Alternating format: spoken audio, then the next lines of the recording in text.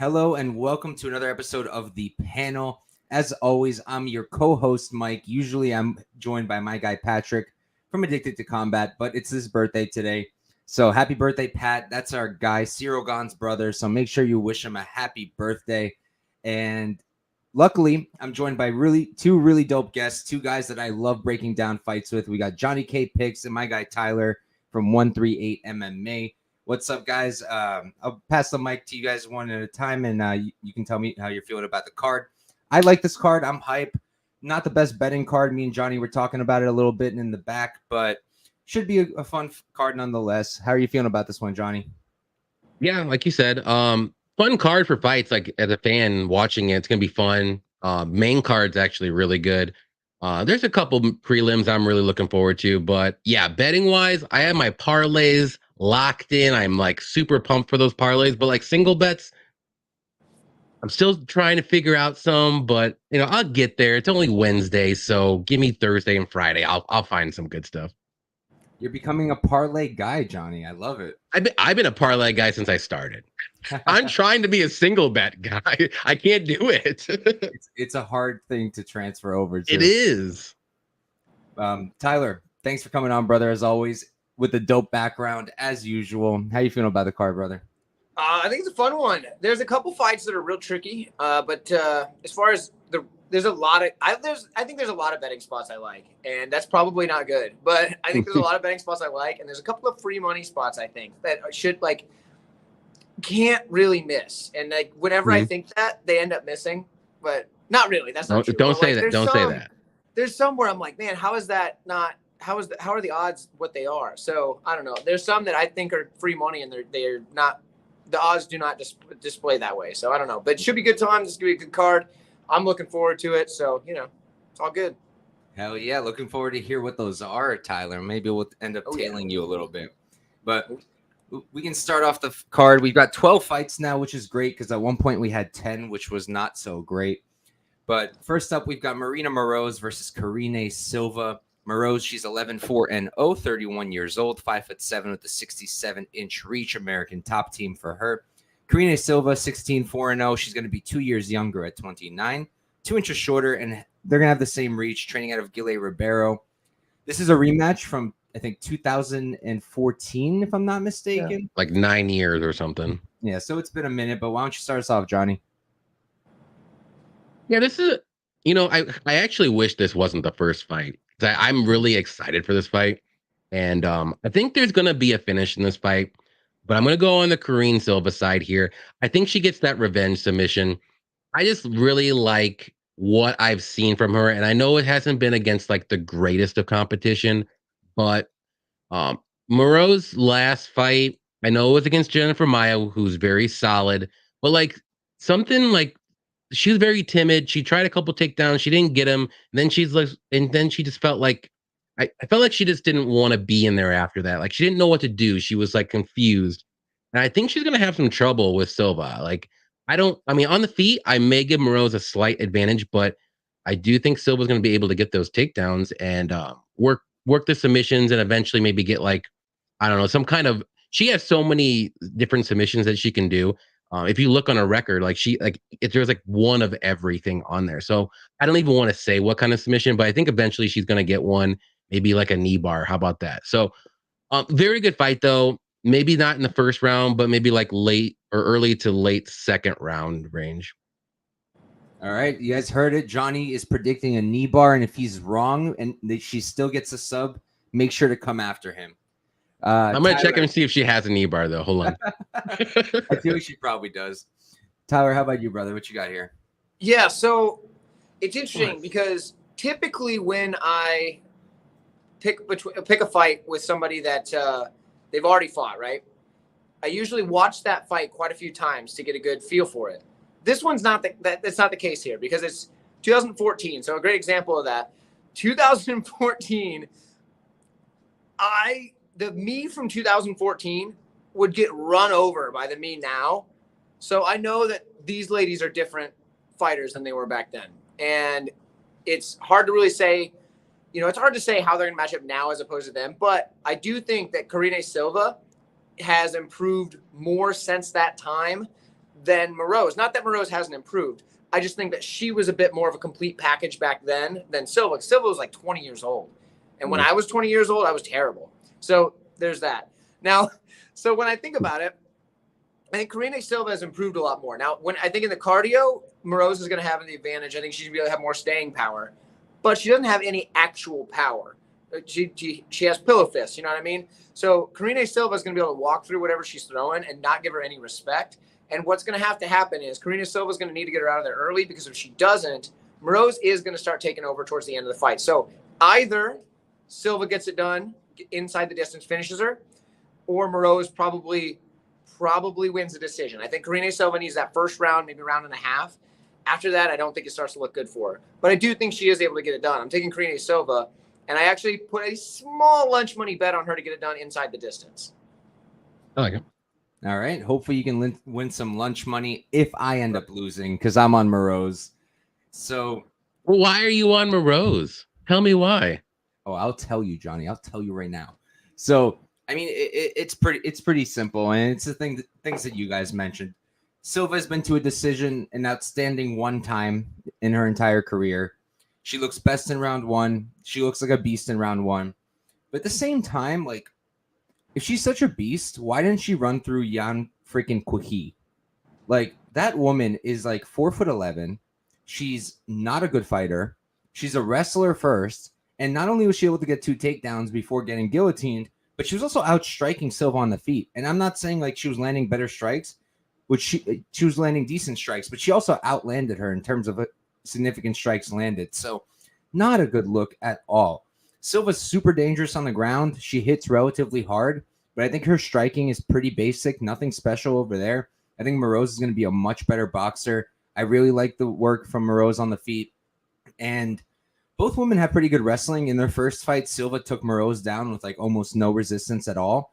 I'm not sure it's going to be the same here. Moroz only does have a 47% takedown defense. She probably will be taken down, but I think she can get takedowns of her own.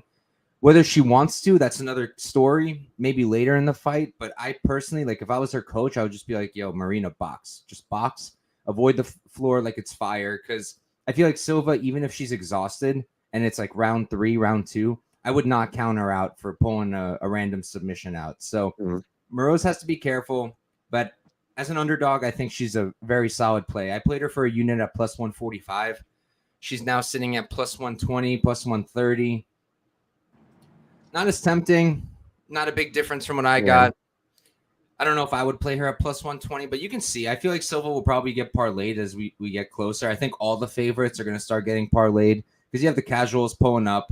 I know my friends, they'll pop up and they'll just start parlaying favorites just because they're favorites without knowing anything else. So hopefully she'll get bet down a bit more and you guys can hop in plus 140-ish, maybe even better. I know some people got like plus 160 and whatnot. So I definitely think she's a side, but you got to be careful because Silva is very, very dangerous.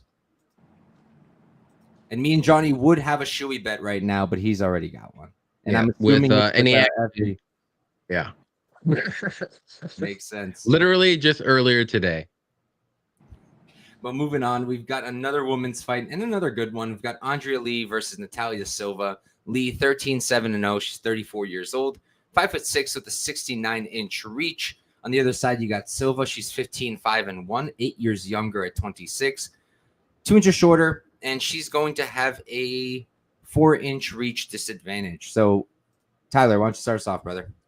So this one's interesting here because Andrea Lee's usually pretty durable, right? But Natalia Silva's a monster, and something that not a lot of people give her enough credit for at the time is her win over Jasmine Jasdavicius, because they still yet to discover that Jasdavicius is a very, very skilled lady. Let's put it that way. She's a very skilled lady, and she's very talented. And the fact that Silva beat her the way that she did is it's pretty impressive in my book, because Jasdavicius has gone on to win impressively in her next 2 fights as a big underdog, which I cashed on both times. So, just toot my own horn a little bit.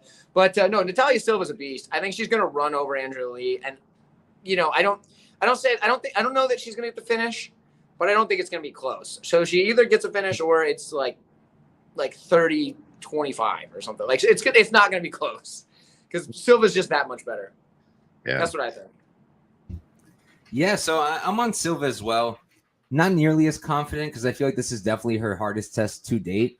I'll be looking for the round 3 or decision prop. That's what I'm interested in. If I can get that at like, I'm probably being hopeful here, but maybe minus 125. That'd be pretty sick. But I just feel that Andrea Lee, she's still good. Like the woman hasn't lost it yet. She's 34, which isn't that old. She has had a bunch of fights, so she's older in fight years. But she's still getting takedowns. She's still showing her striking. She's still got that output. I do think Natalia Silva's better on the feet. I do think Natalia Silva is going to outstrike her, land the much better shots. I think Lee might land more, but I just think that Silva's going to land better and harder. Now, the grappling's where this kind of gets funky because I feel like Lee, it's hard to beat her on the feet. Like women have most success against her on the ground or out wrestling her, and she's not easy to do that to. And Silva's not really wrestling much. She got 2 takedowns on Jasmine, which I'm with you, Tyler. I rate Jasmine pretty high. I did cash that Silva ticket, and I was there live. I think so were you, Johnny. I think that was the Houston card. Oh, yeah, Austin. Yep, Austin. Yeah. So we were both there, and I cashed that ticket. I was super hyped. And look, she's still really good. But Jasmine, at the same time, she was kind of just a zombie in that fight, and she didn't look great either. I would love a rematch at some point. That would be fun. But yeah, I think Silva should run away with this. I just can't hop on to start parlaying her because eventually these prospects hit a wall, usually. And I feel like if she will at some point, and Lee might be that wall. I don't think so, but I think it's definitely going to be her hardest challenge. So give me Silva, but I'll be looking for round 3 or decision. How about you, Johnny? Yeah, this is one of the fights that I always said free money on. I think this is free money. Like Silva is a bad woman, and she doesn't look like it. She looks very, like very over nice. She looks very nice, and like she wouldn't hurt anybody. But when she gets in that ring, oh my god, she's like a totally different person. But yeah, like you said with Jasmine looking like a zombie, I think the reason why is because Silva's so fast, very quick on her feet, quick striking, a good combo. She's in, she's out, so she knows how to fight against bigger opponents, if you want to say. I'm not saying Lee's huge, but she's going to be a little bit bigger. And Natalia does have good grappling. We just really haven't seen it in the UFC. Like I've watched some of her tape that I could find before when she first started out, and she was more so like grappling more so. But then what was crazy is when she first came in, and then she started with her striking, and you're like, oh my god, where did striking come from? I didn't see that in anything before that. So to me, she's very well rounded. I think she can take this fight to the mat if she wants to. If Lee tries to go for takedowns, I think that's gonna maybe put her in some bad situations. And Silva has very good takedown defense too. So I just think Silva's gonna be the quicker fighter on the feet, more power. And I think as the fight goes on, I think Silva could get, like you said, Mike, 3rd round or decision. I like that too. I think it can be like a late 2nd or 3rd round knockout, or maybe like a sneaky submission if it gets to the ground for some whatever reason. But I like Silva here. I think she can win literally by any way you can think of. I think she wins this fight. Sub is actually a pretty decent call. I feel because Lee's been submitted once, she's never been knocked out. What's the Silva sub? It is plus 425. That's pretty good. Not bad. And she does have some submissions on her record too. Silva, like I said earlier in her career, and then all of a sudden she came in the UFC, and now she's a striker, and like a very good one. I'm not saying like she thinks she's a striker. No, she's a very good striker. Hell yeah. But all right, we can move on. All 3 of us on Silva, not that surprising. Next up, we've got Gerald Meerschaert versus Andre Petroski. Meerschaert, 35-16-0. He's 35 years old, 6'1" at the 77-inch reach, and I'm pretty sure he's at Sanford MMA these days. Let me double check my notes. Yep, Kill Cliff, whatever you want to call it.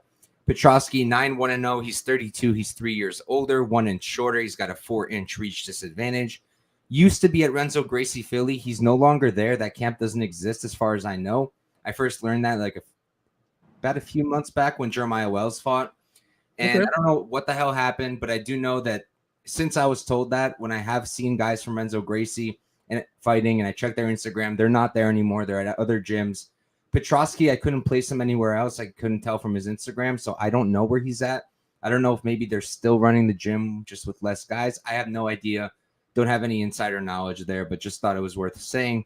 I'll start us off here. So look, I'm seeing a lot of love on Mearshart, and I mean, that's my guy. He's cashed me a lot of tickets. He cashed me the Bruno Silva ticket, which was freaking awesome.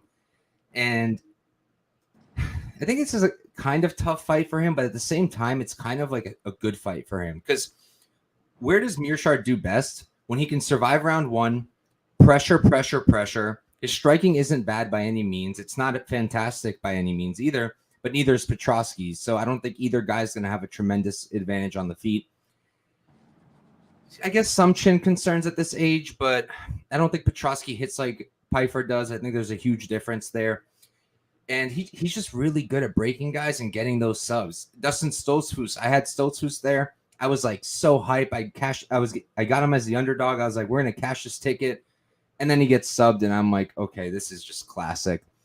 And then I look at Petroski, and I see a guy who has really good wrestling, like very, very solid. He's good at jiu-jitsu as well. He actually trains it, unlike some wrestlers who they only have wrestling, and then they have a hard time holding people down. That's not the case with Petroski at all. His striking, I would say, is just moderate. I don't think it's anything special. Maybe I'll give him a slight edge over Mearshart, but a lot of it is like hooks and stuff. He's not really throwing too much straight combinations, so not impressed there. There's a chance he can make this look like the Jocko fight, where he can just safely get takedowns, avoid the submission game, and just cruise to a decision. Maybe he knocks out Mearshart. I don't think so. And I'll pick Petroski to win, just because I think Gerald at this point is starting to go down a little bit. The cardio's not quite there. But here's the thing. It's not there for Petroski either. The dude's exhausted by round 2. He's tired in round 3. And Mearshart does best against these grapplers when he can tire them out. It doesn't have to be a grappler. It could be Bruno Silva. But once they're tired out, Makhmud Muradov, that's another one, right? And Petroski's one of those guys that could be tired out. And he could be broken. And where do we see that? Clearly in the Brian Battle fight on The Ultimate Fighter, right? Where Brian Battle was losing, he was getting taken down in classic fashion by Petroski. And then what happens in round 2? Petroski's tired. Battle uses his classic pressure, breaks him, and gets his own submission. So am I crazy for thinking Mearshart can't get one? I don't think I am. What I'll be doing is I'll be looking for the classic GM3 round 2, round 3 submissions.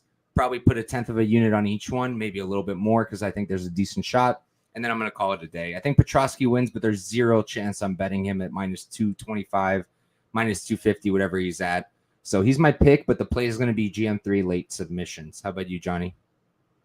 Yeah, the pick's going to be for me, and I agree with everything you said. It's going to be Petroski too. He's going to be the better wrestler, and he's going to be able to get this fight to the mat for sure. On the feet, like you said, I would give a slight edge to GM3, but it's nothing to brag about. But Petroski does throw some bombs every once in a while. He could catch him. You never know with that. So, but I think Petroski can go for like a wrestle heavy game plan here early on. Try to get a submission. I mean, GM3's been submitted like 8 times out of his 16 losses. So yes, he's a good grappler and a good submission artist, but he also does get submitted as well. And what's Petroski good at? Wrestling and grappling and submissions too. So and also Petroski is one of those fighters too, where he has like 2 different cardios. He's got a different grappling cardio, and he has a different like striking, surviving cardio on the feet.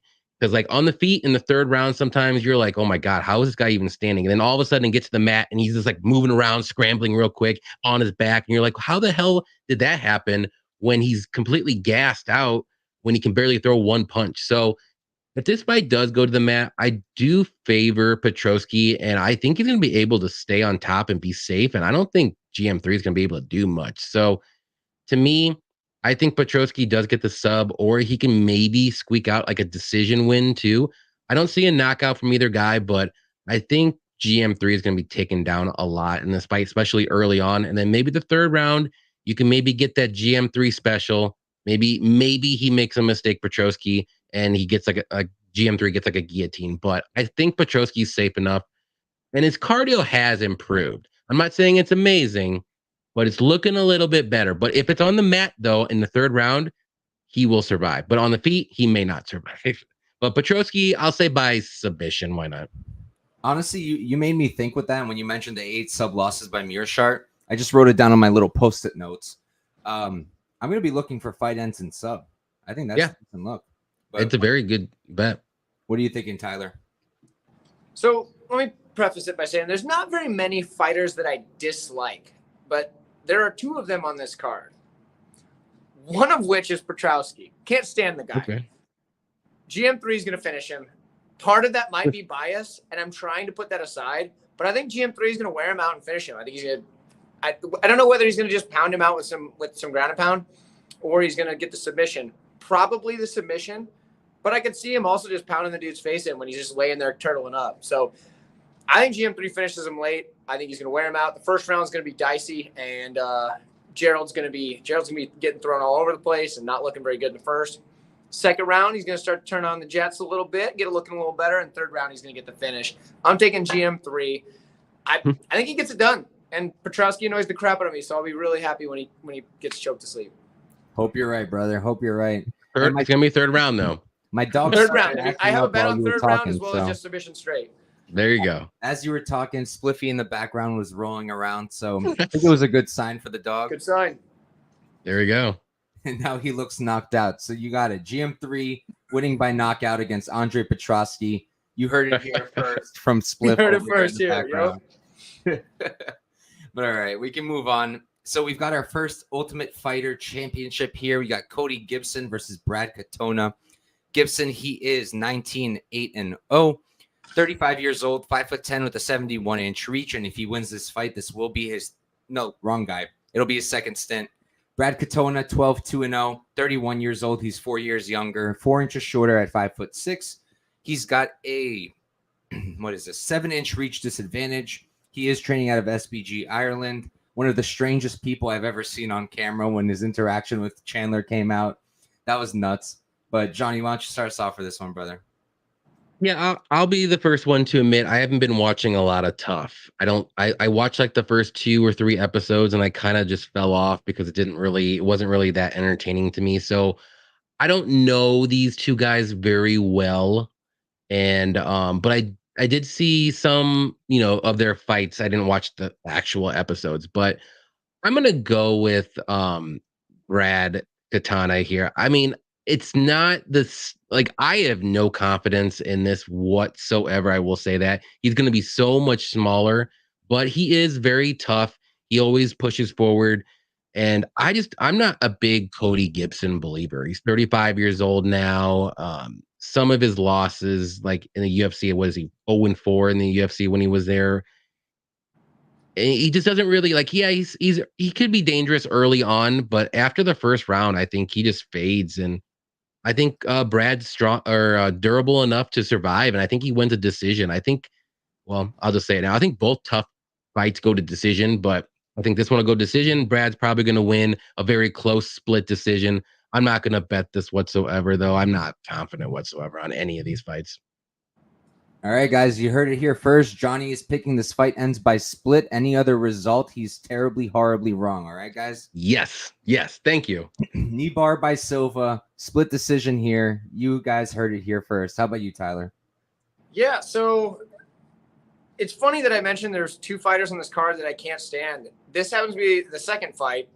I can't stand Brad Katona, and I feel like everybody else feels that way because the guy's so gosh darn annoying. I didn't watch it, so I don't have any opinion. So, you have to watch that clip, Johnny. It's insane. Okay. Dude, he's horrible. He's just the most unlikable person on the planet. I mean, he's not the most unlikable on the planet. That's an extreme. But he's super unlikable. Like, if he walks in the gym right now while I'm sitting here, I'd be like, geez, what are you doing here, man? Get out of here. Like, I wouldn't even want to hang out with him. He's so annoying. But no, I do think he wins. Brad Katona's probably going to win, unfortunately. And the reason I can't pick Cody Gibson is because like Johnny said, I'm not confident that he's going to be able to stay there for 3 rounds. And I do think that a guy like Brad Katona has that cardio. He showed that in the Timur Valiev fight. Yeah, where that was a good fight. Timur won that fight, but either way, I was also biased. But yeah, Katona's got the cardio. Gibson doesn't. Gibson does have darn good wrestling, though. So in the first round, he's definitely live to either, probably not get a finish, but he's probably going to win that round. I mean, he's long rangey striker. He's got good jabs, works the teep kicks really well, keeps that range well. And I think Katona being like 5'6" is going to have a lot of trouble there. But when it gets to wrestling, Cody Gibson, he's been working as a wrestling coach for a high school, which what do high school wrestling coaches do? A lot of the things that are really good for MMA, because they work on a lot of fundamentals, basics. Like, sure, they have some higher level stuff, but it's not like Olympic level wrestlers doing crazy things. These are, high school kids. So you get to do a lot of the stuff that translates well to MMA. So he's good at that, but I just don't think his cardio is going to last. So I'm going to take Brad Katona to win the decision. Unfortunately, it's going to hurt me to see it, but it's going to happen. One day, Katona walks into Tyler's gym and he's just like, "Get out of here! Get out! Go on, get. Go on here! Don't say it around here." I am on Katona here. So I broke down this fight yesterday on my channel. I was breaking it down, though, as the episode was happening, so I didn't know who Katona was fighting. I had a feeling it was Gibson, A, because I saw like a leak on Twitter, and B, just because I think Rico DeSulio is not very good. So I kind of expected it. I broke down both. I'm glad I only have to do one today. So Gibson, honestly, he's definitely the harder fight of the two. Like, if Katona was fighting Rico, I would say like Katona's winning that fight probably 95% of the time. But against Gibson, it's definitely a much closer fight. Gibson, his record isn't pretty, but like you look at it, 19-8-0, you look at Katona. If you're wiki capping this, it's an easy Katona bet, but it really isn't. And I wouldn't play Katona where he's at now, just because Gibson, A, he's much bigger, right? He's definitely going to have a big size edge here. He's 4 inches taller, 7-inch reach advantage. He uses that reach well. He's able to strike at range. He's got a fantastic output. The striking is pretty good. The output and the pressure, I think that's the big thing here. And like Tyler mentioned, he's a good wrestler. He's got a wrestling background. I didn't know he coaches high school, but I thought what Tyler said about the basics being the best for MMA, I think that's on point.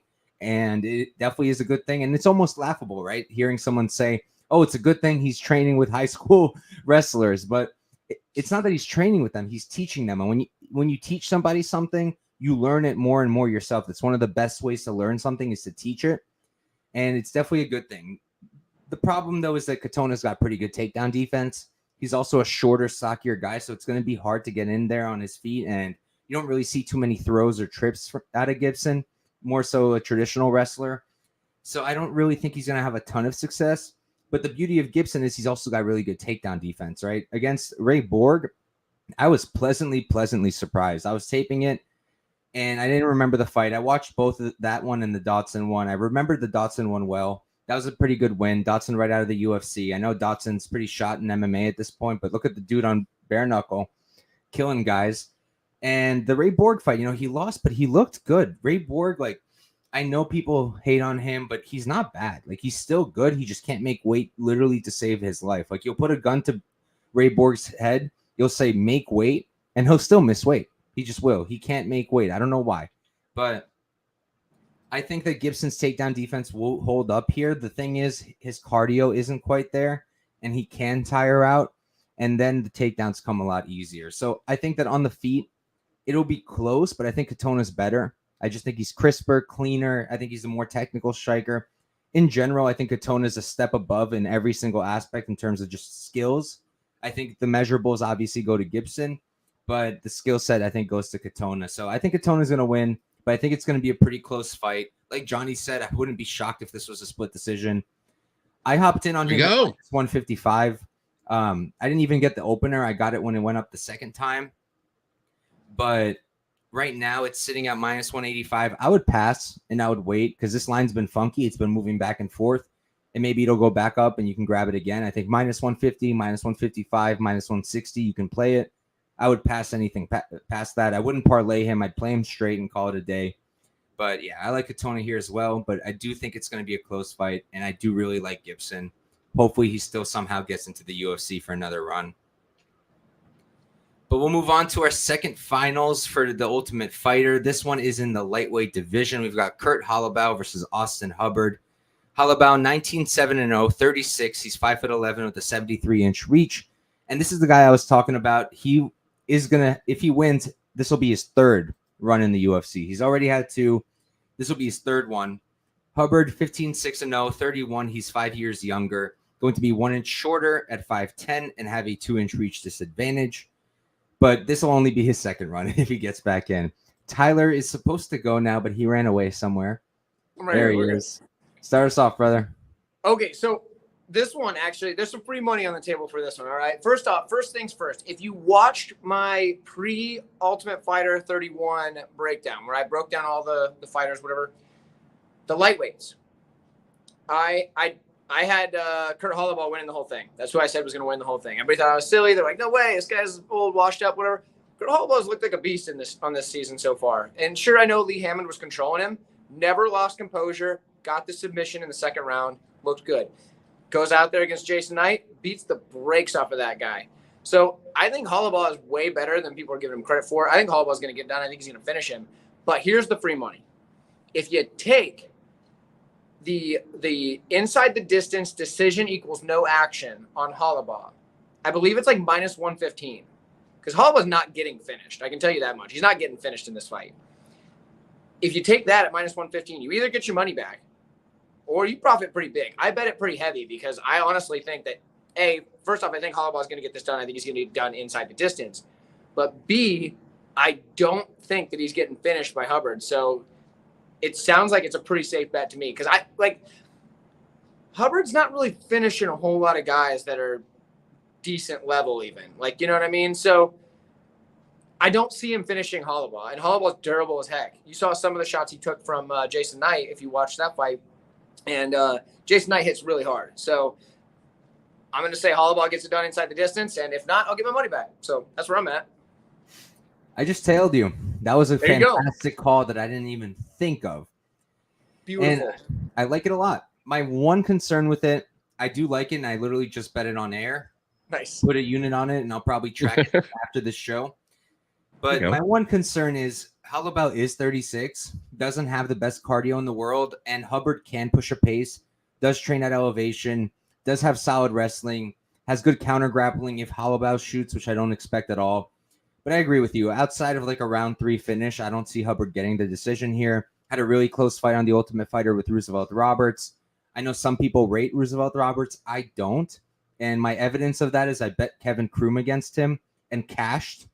So that tells you how lowly I think of Roosevelt Roberts. And to have a close fight with him, I don't think that's a great look. I will say I think both guys look really improved from the last time I saw them before the show in terms of their hands. Hubbard, he's been a decent striker, but I think his wrestling was better. I think his striking has come a long way, and he looks pretty solid on the feet. I liked what I saw in the Contender Series. And Holloway on the on the Ultimate Fighter has looked really good with the striking. The body shots against Jason Knight were fantastic. The thing is, Jason Knight is like pretty aged himself and isn't really the highest level fighter. So is it super impressive? No, but the way he did it was pretty damn impressive. Can't take that away from him. And I do think that if a finish happens in this fight, it's probably Kurt. So I really like that play. Tyler, had to tail you. And now that I'm seeing the under too, it's kind of tempting because I do think Hubbard round 3 is kind of live, but I think I'm just going to stick with my decision, no action. I think that's a very good look. And thank you, Tyler. Live on air on the panel. There you go. Look at that. But how about you, Johnny?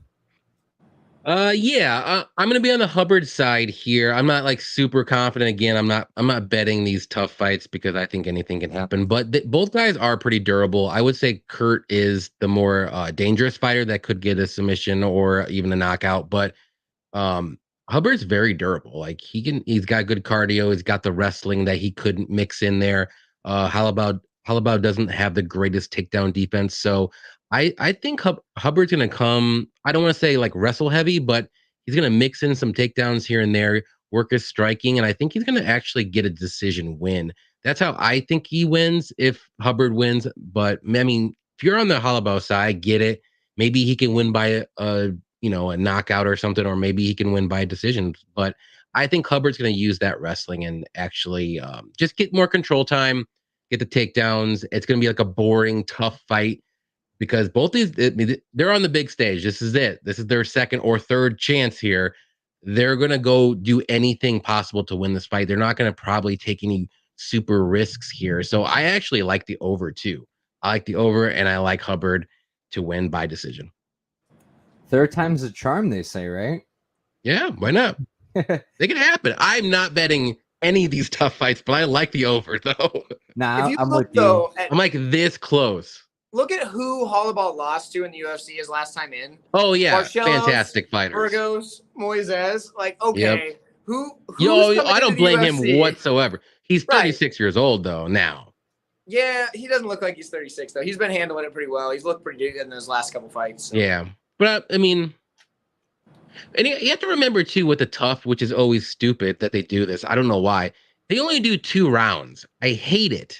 But I know like if it's 1-1 going in, you get another round. But I hate it when it's just 2 rounds. Like put them in a normal situation where it's a normal fight. Like no other organization, not even on the regional scene, you're gonna have 3 rounds no matter what. This is stupid for doing the 2 rounds. I don't like it. To be fair, Holloway wouldn't have needed a 3rd round anyway. He finished both guys before then. So Connor, Sure. I know you didn't see the show, Johnny. Connor was complaining about the 2 rounds essentially the entire show. Every time Me and Connor are on the same page. But I don't like it. I don't like it. I am with you on the pick. I think more than likely Hubbard wins. I think he uses his wrestling, and I do think he's going to pull the decision. But I was very shocked to see -120. Yeah, I don't. Yeah, Hubbard's not going to finish him though. I will say that he will not finish. now he's going to come in here. Now watch first round knockout. Your over loses. Me and Tyler lose. I'm not betting. I'm not betting this fight. yeah, no way. Hubbard's not getting rid of him. New rules in mind. Refs are very quick to push the action. It was a factor last weekend. I don't remember both rules. I remember one of them being that they can like stop the fight for the cut men to come in the middle of the fight or something like that. I noticed that they were like pushing like activity if they're on the ground and they're not doing anything. Let's go. Or if they're on the fence, like let's go. Like they were doing it a lot more, which I'm okay with, but sometimes like they it was like the wrong call. I'm like, this guy's actually working for a position and you got him up. Like, come on. But it didn't happen too often, but I like it. It's more action. I'm always nervous they're gonna take the position from a guy who has someone else's back. Oh yeah. And, like you think it's like common sense not to, but at the same time you'll see like no damage, and then you're like, damn it, this ref's gonna fucking pick this up. But we'll move on to our next fight. We're out of the Ultimate Fighter now. Next up, we've got Gregory Rodriguez, probably one of my favorite active fighters, against Denise Tiulin. Greg is 13-5-0. He's 31 years old, 6'3" and with a 75-inch reach. He is the robot version of Obama. Denise is 11-7-0, 35 years old, 6'1". He's 2 inches shorter, and he's going to have a 2-inch reach advantage. Is training out of Extreme Couture. He spars with Sean Strickland, so not sure what that really does for him, but it's a good place to train. And Greg's out of Sanford MMA Killcliff. There's a bunch of guys from that gym on this card. I'll start us off. I mean, this is pretty basic, and I think every capper has pretty much said the exact same thing. A lot of us are on different sides. Look at him run. Run away. I have to cut that clip off and then meme it. That was money. But when someone says Brad Katona's in the gym, run away. But yeah, back to the fight. So you guys have probably heard this a million times already this week, and if you keep watching podcasts, you'll probably hear it another million times. Greg should win. It's pretty clear. But the fight IQ is 0. I wouldn't say 0. It's not high. I have it very low, tied with Hyder Ammo after last night's performance. And obviously the chin, right? Even outside of getting knocked out by Bruno Ferreira, which isn't the... You missed my joke, Tyler. Tell me it. When you ran away, I said, when someone says Katona's in the gym. Run away. It's gone. But yeah, Greg's chin has always been a liability, right? Even outside the Bruno knockout, which, wasn't a great look, but at the same time, Bruno has a lot of power. I called someone a mini fridge earlier. This dude is a mini fridge in Ferreira. So I don't think it's terrible, but at the same time, the Park fight, right? I don't know if you guys remember this, but it was the second round. Park is almost finishing Greg. He's got him on the ropes, about to knock him out. And then Greg just starts hitting him, and it completely turns around. Gregory Rodriguez gets the dub. I had him there. I was very nervous for like 30 seconds, and then I was ecstatic for the next 30 seconds. And it was very similar to the Draco Rodriguez Benil Dariush sequence. If you guys haven't seen that one, anyone watching, run that back because that was even doper. Dariush was about to sleep, and then he knocked out Draco, which was sick. And also the commentary team was losing it. But in terms of this matchup, Greg's wrestling is really good, and his jiu-jitsu is even better. The back takes are slick. The figure four is really strong and very difficult to get out of. But there's almost like, it almost seems like he just doesn't want to get the submission because he's just not really pushing it. And if he did, I think he'd have a lot more subs in the UFC, but he's really not going for it. And if the chin wasn't a problem, I wouldn't be worried at all because his striking's good too. He's one of these guys who has fallen in love with the striking, but I don't hate it because the striking's actually come a long way. And if he can complement it with the grappling and mix it up, I think he's got a good future. He's only 31. I know we all think he's 50 when we look at his picture, but he's only 31 years old, still relatively young, going to be improving even more. He's at a good gym. A good gym can't fix your chin, so that's going to be concerning here, but I do have a feeling he will wrestle because you look at Denise and like, I think he's a little underrated. I really like his boxing. I've always been a fan. I even took an underdog shot on him against Khizriev because I did see on the regionals, he's fought a bunch of good wrestlers in the regionals. He fought, I'm pretty sure it was Ikram Aliskarov, yeah. And he did get subbed there, but he defended the takedowns pretty good. He defended decent against Khizriev. He defended against Pickett, which is meaningless pretty much. But nonetheless, Pickett's strong, physical, athletic, and does have pretty good wrestling, even though he isn't great at anything else. So on the feet, I think it'll be close. And Denise will be live for a knockout at any point. And it doesn't even have to be because Greg doesn't have a good chin. I mean, that adds to it. But I think in the striking, Denise is just slightly better. He's got good power, and his combinations can get the job done for him. But I think more than likely, Greg stands for a little bit, maybe wins, maybe loses on the feet, but then shoots, gets his takedowns, and I think he's finally going to get a sub here. So I played Gregory Rodriguez by submission at plus 200 for a half unit. And the only other thing I will say is please don't parlay Greg. Or if you do, Johnny sitting there with the parlay, if you do, keep it to like a unit or something because he should dominate, but you're just going to be really stressed out if he's standing there with Denise. So I think Greg runs here. I think he rolls over Denise, but it's a tough one. How about you, Johnny? Yeah, I think Greg wins this one. Like the only little liability, like you said, Mike, was the chin. Other than that, I think he's the better striker. I think he has more power. He's definitely going to have the better wrestling and the better grappling submissions. We saw in the park fight with Tululian, he had no idea what to do when he got taken down. He couldn't get up and he got submitted. So to me, I mean, I'm sure Rodriguez is going to try to test his striking early, but I think eventually he's going to go for that takedown. I think he's going to have a lot of success, and either it's going to end in the first round, and if it doesn't, he's going to know I can get this guy down one more time, and I'm going to finish it, whether it's by ground and pound or like a rear naked choke or something, because he's going to give up his neck when he tries to get up every time, and that's what's going to happen. So I think Rodriguez is, I don't want to say, I hate to use the word lock in a way, but Johnny, no. He is up there, but he's not even like the biggest one of the. There's like 3 other ones I like better than Rodriguez, and like so he's up there, and I like it. So I parlayed him up because I do think he can win, by decision, crazy decision, or maybe he wins by knockout, maybe he wins by sub. I'm not gonna put any, single bet on him. I'm just gonna get the money line and take the easy way out because I think he's gonna win this one no matter what. So I don't see Tululian win this one unless he gets like a lucky flash KO, kind of like what Ferreira did. But I don't even think he has that kind of power to do it. He might have to take a couple good shots in a row to do it. So Rodriguez all day though. Who do you have him parlayed with, Johnny? Oh yeah, your girl, Silva. oh, which one? The first one? Yeah, Karine. Okay. How about you, Tyler? Yeah, so something you said about him being 31, and now the reason I know that's false is because in the United States of America, you have to be 35 to be the president. And we know that he was once the president of the United States. I thought you had insider knowledge or something. No, I was just screwing with you. No, Gregory Rodriguez is probably going to win this fight. Dennis Tululian is not a guy that you can trust to win a fight, unless it's somebody that just isn't UFC level, which we've seen him win before. But nah, Rodriguez probably gonna win it. There ain't much to it. He probably could win on the feet, but if he decides to mix in the grappling, he's gonna win for sure. So that's the pick. I haven't bet him. I'm probably not gonna parlay him because he can get chin checked. But yeah, Gregory Rodriguez wins. I just have to pull up this other comment because Daz killed me because it's literally what I've been saying this whole time. Where is it?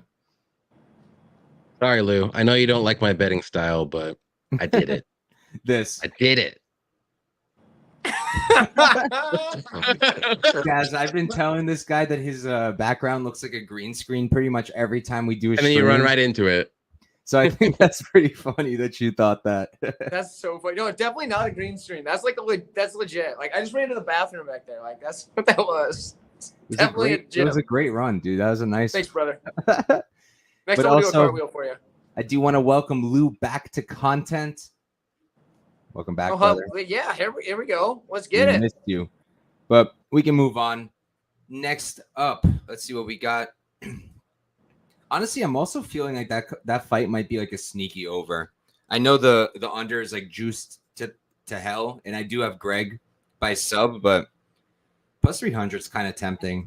Well, I like what you're thinking here because we did see Rodriguez grapple or try to, and he held, I think it was Petrosian, if I'm perfect example, yeah, Petrosian. Yeah, and he couldn't get the submission or do anything, but he held him down, so it could go over that 1.5 at and you can get at like what plus 150.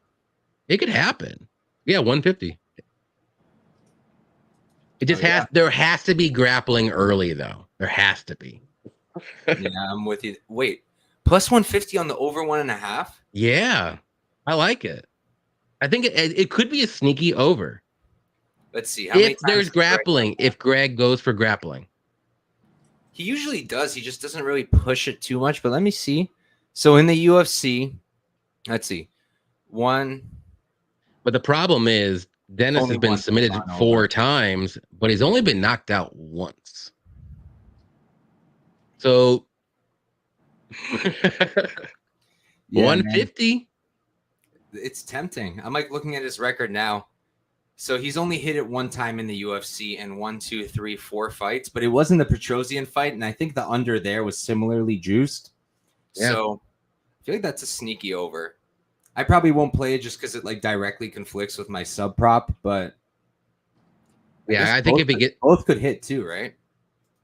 Yeah, it could. We'll see. Probably won't get there, but we can. No, but it is if you're trying to throw some darts. Boom.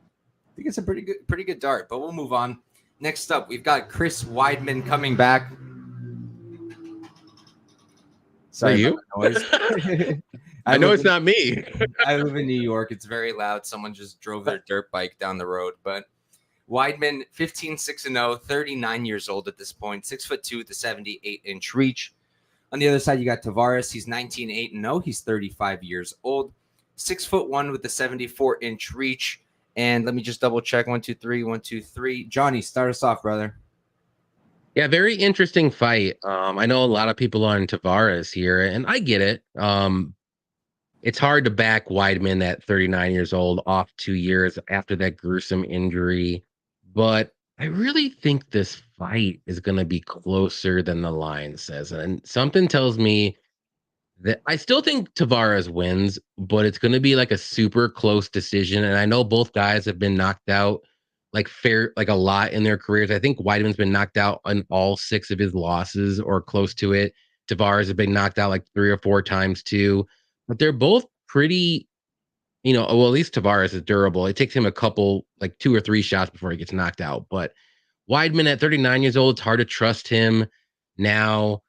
Tavares isn't dangerous whatsoever, but he can finish you maybe. But it's like, this is just a weird fight in general. And I'm going to go with Tavares to win, but like the money line I think is off. Even with Weidman being 39 years old and off a gruesome injury, coming back from 2 years, like I think this could play out closer than the line says. So give me Weidman to win by decision, or I'm sorry, Tavares to win by decision.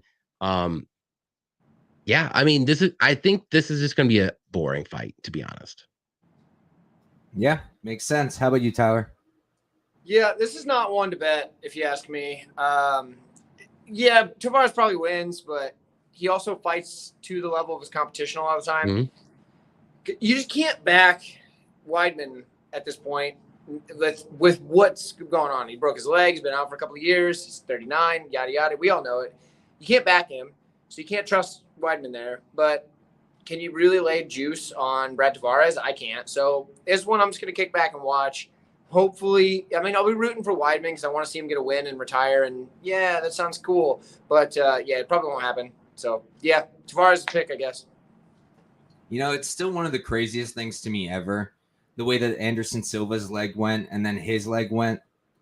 Like, that's gotta be one of the craziest coincidences of like all time. That's just insane to me. But I'm a little more confident than you guys. This is actually my only parlay that I have this week, and it probably will end up being my only one. Maybe I'll add something, but I doubt it because all the favorites are getting smoked, at least the ones I like. I just feel like for Tavares, he definitely is not a standout guy. Never is a standout guy. Doesn't matter who he's fighting. But at the same time, I still think he's very solid at this stage in his career. And the guys he's fighting, I think, are pretty damn good. Bruno Silva, good fighter. I know we're low on guys after they lose, but let's be real. He's still a good guy. He just can't grapple well. Dricus du Plessis. Look at Dricus. He's about to fight for a title probably next. The Omari win was pretty solid in my opinion. It was a split. I know some people felt that he lost. I don't think so, but I just feel like Weidman is gone, man. Like, we hear his name, but he's just not the guy he used to be, and it's not even close. And he hasn't been that guy since, like, probably, what is this? Last time he really beat anybody who wasn't Kelvin Gastelum in 2017 was like 2015 against Vitor Belfort when he was still champ. He just hasn't been himself recently, and it makes sense. He's 39 damn years old. At this point, he had a terrible injury. He did take a lot of time off. I think it's been, 2 years since? 2 years, 3 months. So it probably healed. I don't think Tavares is going to throw a leg kick and the leg's going to snap in half. But I just feel like the durability is not quite there. The wrestling, while he's still a fantastic wrestler, age won't take that away. Age will take away explosivity, and he's not as explosive as he used to be. And Tavares does have some of the best takedown defense in the division, sitting at 80% over a pretty damn big sample size for the UFC. So can't take that from him, and I don't think Weidman at 39 is going to get easy takedowns against him.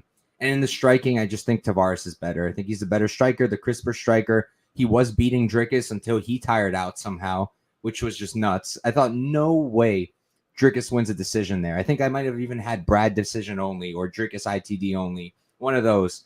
And it was just crazy to see. But I don't think Weidman's going to gas him out like that. He's not Dricus. Definitely not Dricus. So I like Weidman here. What is he sitting at? Not Weidman, I'm sorry. I like Tavares here. He's currently at minus 267. I'm seeing minus 240, 265. I got him at, let me tell you, I got him at minus 255. So not much different. And I parlayed him with Ian Gary. Gary was minus 370 at the time. So it's quite a bit better than what it is now. So I got that at minus 130. I put 1.4 units on it. I'm pretty comfortable with it. It's just a lot of the other heavy favorites I'm not that comfortable with, like not parlaying Karine, not parlaying Natalia, not parlaying Petrosky, not parlaying either of the Ultimate Fighter guys. Can't trust Greg as much as I love RoboCop. Vera, I've got money on, but not so what you're saying is you don't like any of my bets. I think all your bets are going to hit. I just personally don't like it. But yeah, I don't like a lot of the favorites for parlays. So for me, it's Tavares, and we can move on. Yeah. Next up, we've got a pretty short notice fight, and it's a pretty crazy one because of the turnaround for Blackshear. We've got Mario Bautista versus Damon Blackshear. Bautista 12-2-0. He's 30 years old, 5'9" with the 69-inch reach, and definitely worth mentioning his camp. He's at MMA Lab, and I say this all the time. One of the best camps you could be if you're a bantamweight. You're training with guys like Sean O'Malley, Kyler Phillips, Mario Bautista, if you're not Mario Bautista. Casey Kenny's over there. Marcus McGee's over there. They got a really good camp when it comes to those weight classes. They got some really good flyweights as well who are fighting over on the regionals. And it's just a good place to be for the weight class. And on the other side, we got Blackshear, 14, 5-1, 29. He's 1 year younger, 5'10". He's 1 inch taller, which was kind of shocked me. I thought Bautista would be taller, and he's got a 3-inch reach advantage here.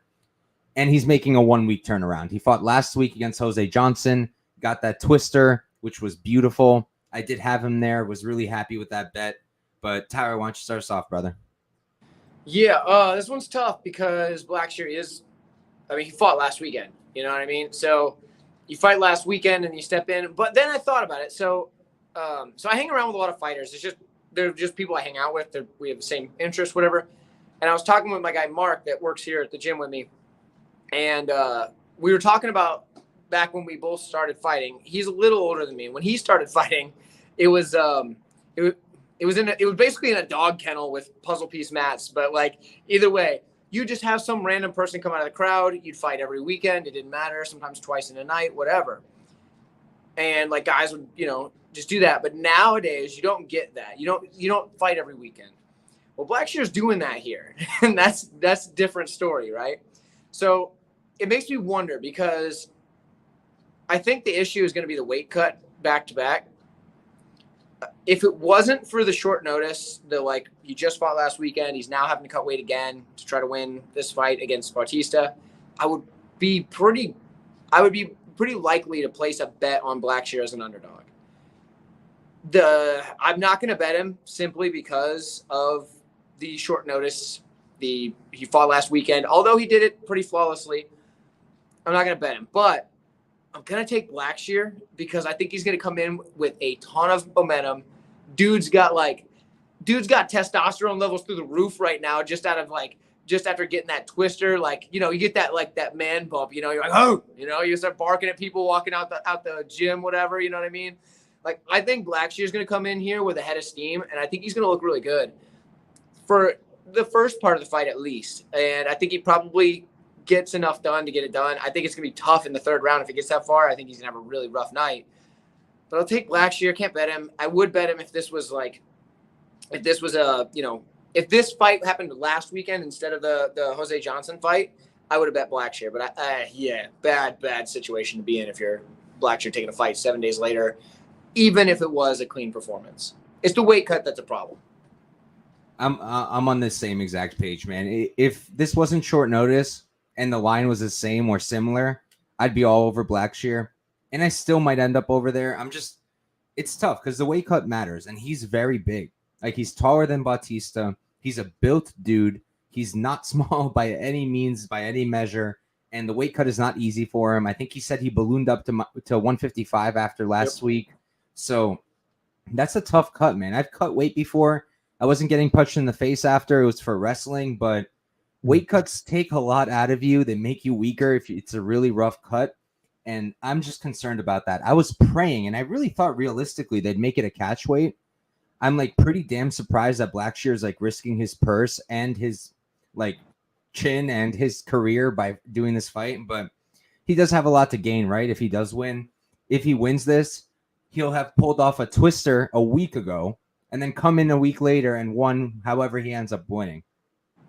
In terms of the actual matchup, Bautista is really solid, right? He's a really good fighter, very good striking, really nice, pretty unique with it, not really throwing the same things too often, and he can mix in the grappling. He's got pretty good wrestling. He's got solid takedown defense, but I do think it's worth talking about because I don't think it's as good as people are making it out to be. Jay Perrin took him down 2 times. I know Jay lost that fight, but that's not a good look, guys. We know Jay Perrin now. That's not a good look. And he got taken down by Guido Canetti. I know he won that fight. Still, not a good look to me. I think Guido's 40-something years old. Damon is a really good wrestler. He's very, very strong, very physical, very athletic, good top control, really good submissions. I mean, we saw that last week. I think that's the 3rd ever UFC twister. And I think the best part is his striking has been shocking to me. It's a lot better than I expected doing his tape. I remember going into the Zalal fight, I was not high on him that much. And he's impressed me a lot. Even in the fights that he lost, like the one against Farid Basharat, still thought he looked pretty damn good there. And the power stands out to me. I mean, when this guy was landing on Jose Johnson, the thuds were crazy to me. when he was ground and pounding Luan Lacerda, the thuds of his strikes, the dude hits so hard. So I think he's got a clear wrestling edge here and a good ability to get him down because of Bautista's takedown defense, I think, not being as good as people think. And on the feet, I definitely favor Bautista, and especially with this rough weight cut, that chin might not be quite there, and Bautista's very live for a knockout here. But if Blackshear's wrestling, he might not have that opportunity. And you mentioned the cardio, Tyler, definitely a concern, but at the same time, I also feel like that might not be too much of a problem because he's not like, I know he's on short notice, but he literally had a camp for last week's fight. So like the dude's trained, the dude's ready, but the weight cut, right? Yeah, that's the cardio issue, is the weight cut. Like, you be drained, you know? Yeah, it'll definitely affect him, but I don't think it'll be terrible. I think if he loses, it's a knockout. I feel like if we go to a decision, I actually kind of like Blackshear. Maybe it'll get dicey in round 3, but we'll have to see. I'm slowly but surely talking myself into a Damon Blackshear bet. Probably going to get there. The line's coming back in on him. I'm going to wait because I think it's going to go back the other way again. I just feel like I mentioned earlier, people are going to hop in. It's a big pay-per-view. They're going to start parlaying stuff up. And I think Bautista is going to be in a lot of those parlays. A lot of people like him. And even the non-casuals like him because of this weight cut and all that. And it makes sense. I wouldn't parlay him. I don't think that's the move. I think Blackshear's got a super clear path here. And if they're on the ground, that shit won't matter, will it? I mean, some people have gotten knockouts from the bottom, but I don't think this is going to be one of them necessarily. So I picked Batista on my show yesterday, pending more tape. And we're still pending. I haven't been able to fully tape it because of work and because of all my other shows. So I still have to get back to that. But I think my pick now is Blackshear, and I'm probably going to get there with my money as well. How about you, Johnny? Yeah, I really wish this fight would happen on full camps, like both sides. I think this is a fantastic fight. Both guys are very similar. Maybe you can give a little bit of edge, one side or the other to any category, but like very close fight. They both very well rounded. But like Tyler said, this is 7 days later, and Mario's been, who's he supposed to fight? Forgot. Garbrandt. So he's supposed to fight a striker. Now he's going to fight someone that's well-rounded. So is he going to be able to, stuff the takedowns that Blackshear is probably going to do early? Because I think he knows he's got like 1 or 2 rounds, and maybe the third round will be very dicey. Because even in the Yusuf Salal fight, he gassed and he got 10-8'd and it ended up being a draw. And I know it was a short notice, his UFC debut, but this is short notice. Probably worse than that one. So to me, I think if you're going to take Blackshear here, which I don't blame you whatsoever, I think you should do inside the distance because I don't think he's going to be able to win a decision. I think Mario is going to be the one to win a decision. He may lose the first round. Maybe he survives. But Mario is one of those guys, too, that likes to push forward. He likes to be aggressive. And that kind of plays into Blackshear's game a little bit, too, because the takedowns will come easier, maybe. It's going to be a weird fight. Like, I can't really find an angle to attack here. And I like the plus money always looks good to everybody, but I'm going to go with just the logical weight cut. I think Bautista's pretty durable. I think he's going to be able to survive at least the first round or round and a half, and I think he'll take over after that. And I actually think this fight might go to decision. And I think Bautista will win just like a 29-28 or maybe 29-27, something like that, something stupid like that. So I don't see a finish because Blackshear's never been finished, not even on a short notice fight against Zalal. I know Zalal's not the greatest finisher, but give me Bautista by decision.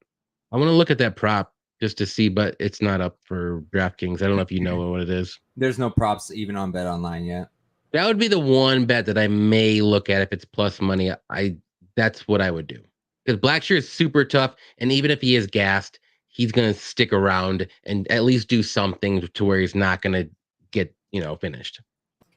Yeah, I think what I'm going to do is I'm probably going to add put a half unit, maybe even after this stream at plus 180 and keep it there because of the risk with the weight cut. But then if he gets past plus 200, I'm going to add another half and make it 1 unit. So yeah, should be a good one. And we can move on. And Lou, for Lou's question, why it didn't open crazy wide. My theory is recency bias, classic, because Blackshear just got a twister. So I think that's why. But But at the same time, I think it's correct. I don't think it should have been minus 450. I would have been all over Blackshear there. So Well, yeah, everyone saw the twister. They saw how dominant he was. If you put the line at a little bit lower, people are going to immediately bet on that real quick. So, yeah, I would be careful there with the recency bias, because if you're just basing it off the last fight, like there's a reason I hammered that, and it's because Jose Johnson doesn't have a good ground game. I know people make it out to be that way because of the way he submitted Mo Miller after getting brutally out wrestled, and the way that he beat Jack Cartwright. But Jack Cartwright is a different story, and Jose Johnson and Bautista are two different stories as well. So I'd be careful. Definitely some recency bias involved, but I do still like Blackshear. And we can move on. Next up, we've got Marlon Vera versus Pedro Munoz. Vera is 22-8-1. He's 30 years old, 5'8" with a 70-inch reach. Munoz on the other side, he's 27-0. He's 6 years older at 36, 2 inches shorter, and he's going to have a 5-inch reach disadvantage. I'll start us off here. So I am on the Vera side, but I will say that out of all the underdogs on this card, I think Pedro Munoz is probably one of the most live ones, and it's a pretty classic reason why. I think everybody's on top of it. Marlon Vera can't win round one to save his life most times. It's just he's like Peter Yan. They need to get their reads. They start slow, and they pick it up as the fight progresses, but that's a problem in 3-round fights because you don't have time. You can't risk one round because then you only have 2 to win, and you got no guarantees. So, and at the same time, also, Vera's output isn't the best. He's a damage-based fighter, and I do think that's how he wins. I think he's going to land the much better shots, the much more damaging shots, and I think he's going to hurt Munoz a lot. So I think he's going to win based off damage, but I do think Munoz will win more, probably wins round one. He's got solid leg kicks. He's still there. Like, I know he's, 36 now. He's been fighting a long time, probably declining, but he's still good. Cash him as the underdog against Gutierrez.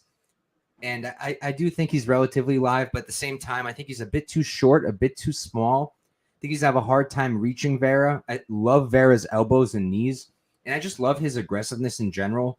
The guy fights to kill you. And when he's in the cage with you, he hates you. And he's explained it before when he showed the middle finger to Frankie Edgar and everybody lost their marbles. He was like, I don't hate him. I just hate anybody I'm fighting because they're trying to take my money away from me. That's very fair. Very fair. This is how they put food on their table. And I think that's the mindset you got to have. So I like Vera here. The line is starting to run away a bit. It's minus 210 now. Money coming in on Vera. I played him at minus 180 for 2 units. And I do like that spot, but I am going to be a little stressed probably in round one, just because I would like him to win that one. It would be really nice because then I do think he's going to at least win 2 or 3. How about you, Johnny?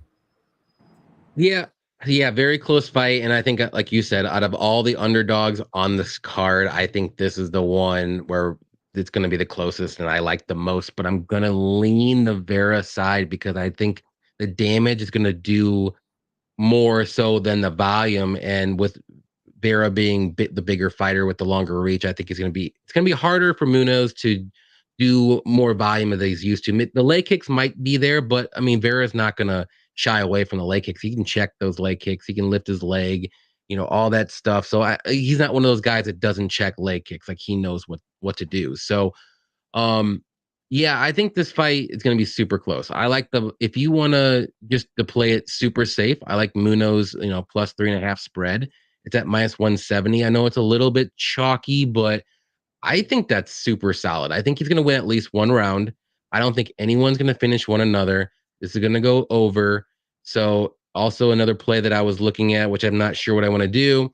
Like, don't bet the money lines on these guys. Just bet each guy by decision or do Pedro 3rd round decision or something like that. Like, I think this fight goes over. Like, there's just no way any of these guys are going to finish one another. I don't think so. But give me Vera just to win by just landing more damaging shots. And Vera does not show any damage ever on his face whatsoever. And he always lays the damage on everyone else's face. So I'm not saying Pedro is going to look like Rob Font in that fight, but something to think about. Pedro's 36 years old. He's not finishing anybody either. So these just guys aren't the greatest finishers and they're just super durable. And you got to go the over or decision props. All right. How about you, Tyler? Yeah, I think that the point spread is pretty much free money because, yeah, I don't see any way Munoz doesn't win the first round. When I originally recorded maybe my second video, too. yeah, I mean, yeah, could, but yeah, I mean, when I originally recorded my breakdown video, I picked Munoz, right? And then I slept on it. I was like, you know what? Okay, whatever, you know. And then went to work, did my day, and I'm sitting there thinking about it throughout my day. You know, as I do, I think about fights a lot. And I was like, man, you know what? I think Vera's probably going to land the better shots, and it's going to be a similar thing where he lands the better shots and gets the win, like you guys have mentioned. But one other thing that really kind of put me over on picking Vera, so I had to redo my video. In fact, the first video was much better. It was I wasn't super tired at that point because I recorded it early in the week and I'd only worked like 20 hours at that point, not like 50. But anyway, the first one was better. It's but I couldn't put it up because I picked Vera. I now pick Vera. The thing that just made me switch was sometimes I think it's because he's the smaller guy. For Munoz, he'll get caught chasing guys rather than cutting off the cage like he should. He'll get caught just chasing. And when you're chasing somebody like Vera, you're gonna pay for it. So I think Vera's gonna be able to make Munoz pay by catching him with those long rangy shots while he's trying to chase rather than cut off the cage. So I think that the point spread's the only bet I have on this fight. I'm not going to bet either side. Actually, I probably had the over because, it should be free. But I probably had the over with some other stuff, and then I bet the point spread on Munoz. But I really do think Vera's probably going to get it done. So that's where I'm at. I like that point with Munoz coming in instead of cutting the cage. I think that's a really good one. Good call. True. Also, love the dedication. Recorded a whole new video over one changed pick. Yep. Meanwhile, I'm just like, I'll let you guys know on my Twitter if I change my mind. I don't change my picks. Yeah, there you go. I have before. I've changed it a few times before, but that's some dedication. Sometimes it came back and haunts me sometimes because I'm like, man, I really wish I would have changed my pick, and then my original pick hits, and I'm like, all right, I'm gonna shut my mouth now. So far, I've never changed a pick and then lost. Okay. So far, because my most recent one was I switched to Derek Lewis. He won. The one before that was Macy Barber. I picked her over. Was it Lee? I think it was Lee in that one. Rebus. That's right. It was Hebus. That's the one it was. Right, where I was originally on Hebus and I switched it to Barber because of course she was gonna win. My goodness, I can't believe I was on Hebus originally. I don't know what was wrong with me. But anyway, I got my senses back. Went back to Barber. But yeah, so every time I've switched, it's hit. So maybe, but those were also, I recorded the video, put out the video, and then switched later.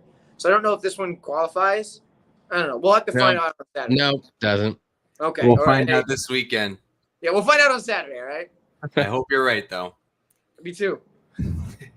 And we'll move on. Next up, we've got Neil Magny coming in on short notice against Ian Gary. Magny 28-10-0. He's 36 years old, 6'3" with an 80-inch reach. On the other side, you got Gary 12-0, undefeated, 9 years young. Nope, I keep doing this. 11 years younger at 25, same height, 6-inch reach disadvantage. Sanford MMA for him, but I really like that he's been moving around a lot. I'm pretty sure he spent some time at Shootbox. He spent some time with other guys coming into Sanford, like Chris Curtis.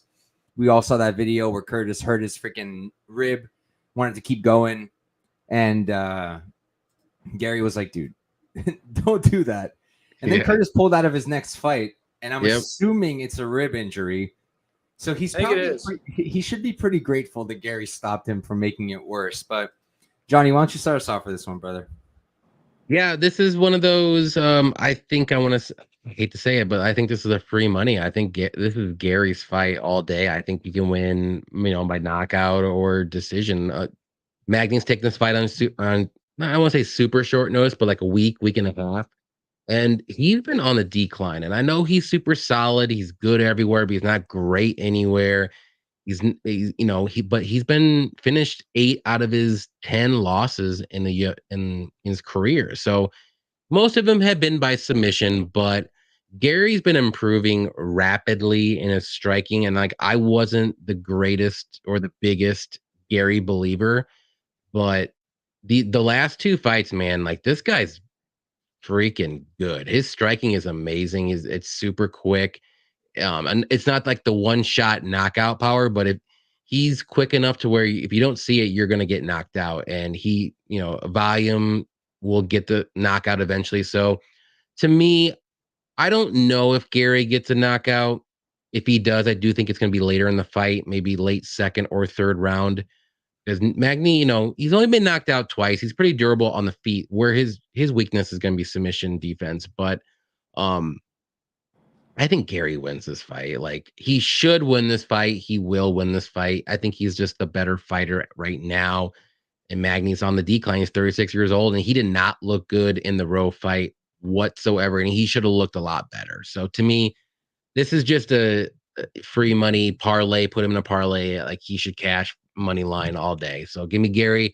I'll say like late knockout, but I wouldn't be surprised if it's a decision prop, which is actually a good look. I think it's plus 200. So I think that could hit. Third round decision as well. That's a pretty good look. I think round 3 decision. Mm-hmm. How about you, Tyler? What are you thinking?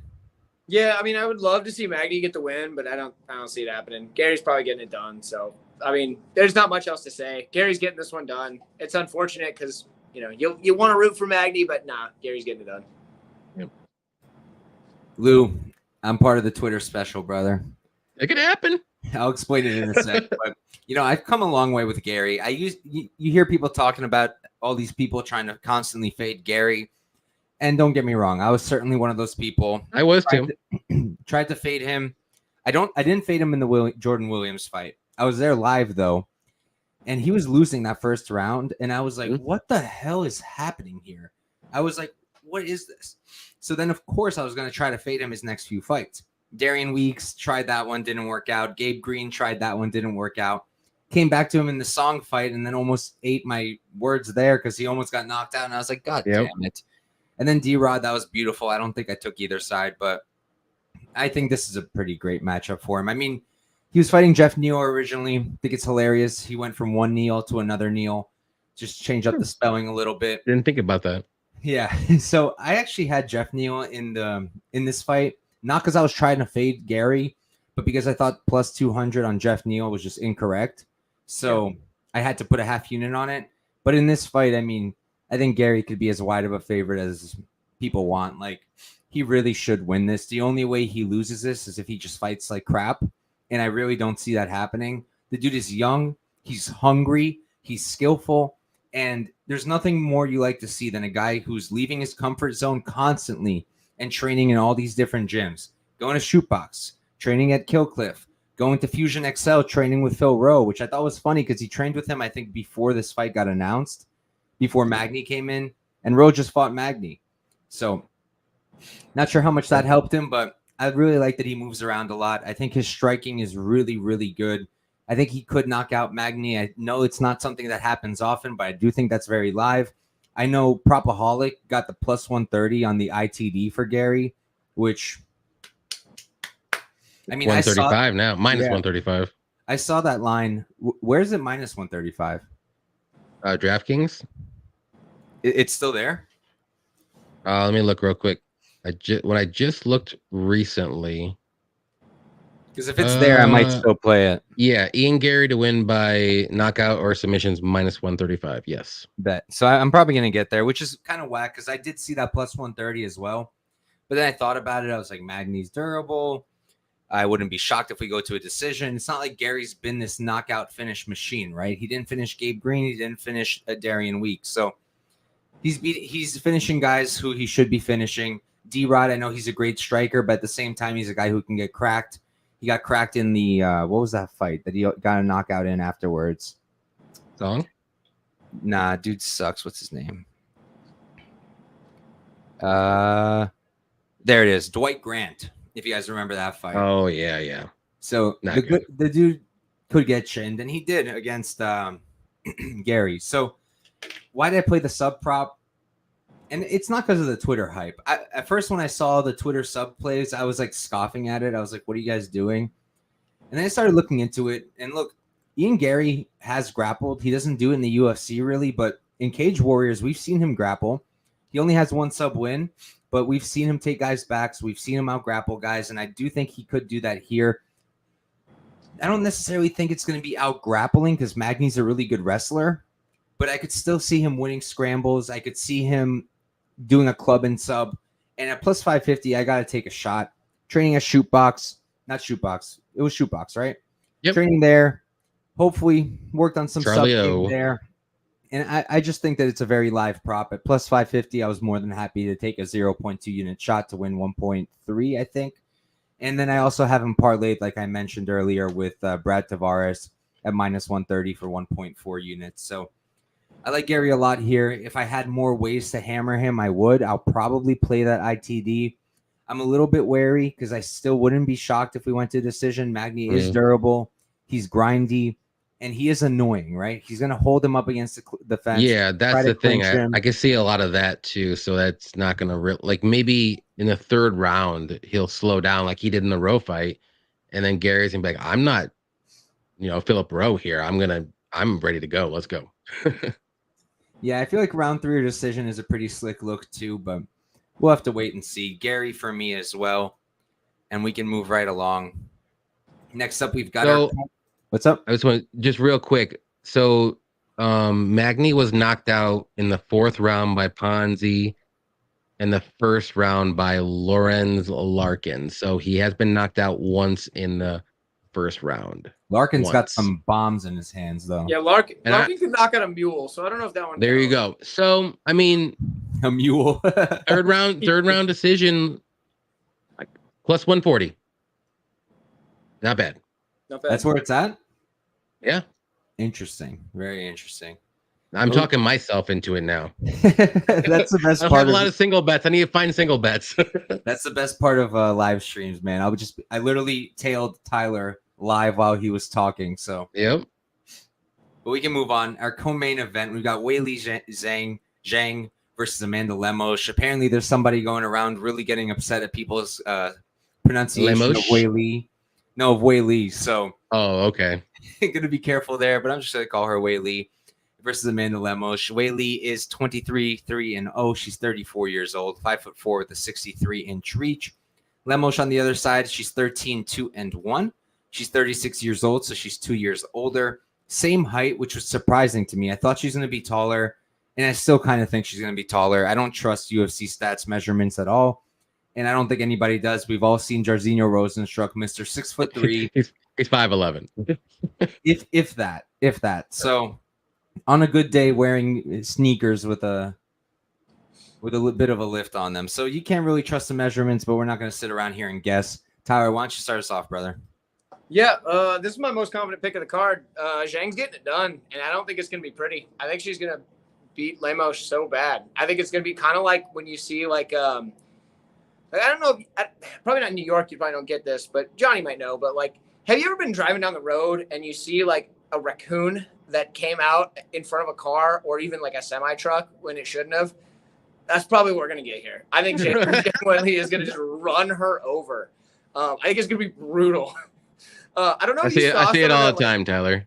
There you go. You know, you're from Indiana, right? You see some weird shit there. Yeah.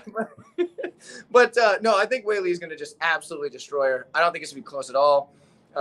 Lemos has a shot in the first round, I guess, but that's it. Weili's a monster, and she keeps getting better every fight. If you even go back, this is something I was watching. Weili's fights pre-UFC, watching her land ground and pound, you're like, my gosh, I bet that girl's dead. So we haven't seen it as much in the UFC, but I'm like, has anybody seen that girl after that fight? I just think she's dead. Yeah, I think Zhang is going to just run her over. I bet I played the juice and just bet her money line with a pretty sizable bet, bigger bet than I normally would make on a, minus 300 or whatever favorite. My goodness. But yeah, Zhang's getting it done. Pretty easy. And inside the distance, I played that too. All right. I like it. I took a small shot on Lemos, me personally. I did get her at plus 300, a bit better where we're at now. I saw Weili drop to minus 280 yesterday, which I thought was insane.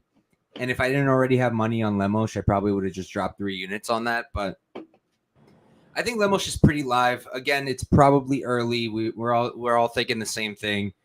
But look, she's no joke. I don't think that I think Weili will run away with it as the fight progresses for sure. And I do think she will get a finish probably later, 3, 4, 5, something like that. Saw a pretty good prop when I was shopping around. I think it was on FanDuel. It was 3, 4, or 5 for a knockout plus 450. And I was like, that's pretty damn good because I think that's when it's going to happen. But it's just, what if she gets a sub? Mm-hmm. So that's why I didn't really want to play around with it because I already have Lemos. So I'm going to play that. Then Weili's going to get a sub and I'm going to lose both bets. So didn't want to get too fancy with it. I'm going to stick with my money line on Lemos. It's a half unit stake.